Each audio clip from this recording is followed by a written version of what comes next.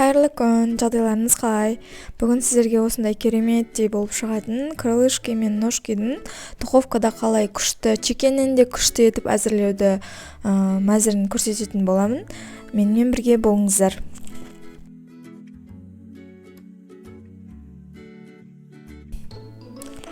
Ең алдымен ножки мен крылышкиді жуып тазалап аламыз. Сосын жаңағыдай крылышкидің ана шетіндегі керек емес жерлерін алып тастаймыз видеодағыдай.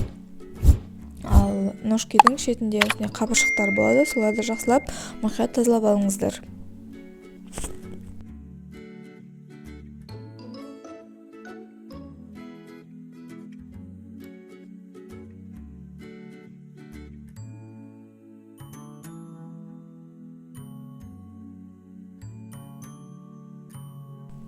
Екі штук чеснокты теркадан өткізіп саламыз.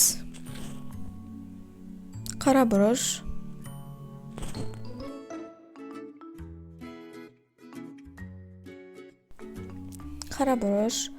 қызыл ащы бұрыш саламыз, тұз, мед.Медтің негізінде сұйық түрі болған дұрыс, лимон суын, соевый соус, паприка обязательно салыңыздар. И майонез.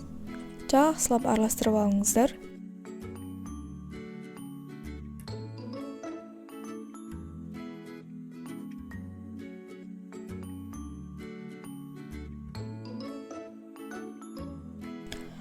Листімізге пергаментті қойып, дайын болған крылышки ножкиларымызды әдемілеп қойып шығамыз.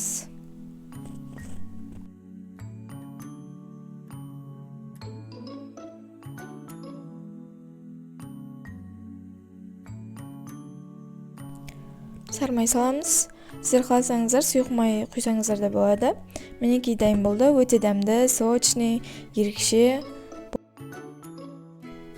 Рецепт ұнаса лайк басып, комментарийда өз ойларыңызбен бөлісіп кетіңіздер. Менің арнама тіркелуді ұмытпаңыз. Алда күшті мәзірлер болады, Құдай қаласа. Сіздермен бірге болған Моля. Ас болсын барлықтарыңызға.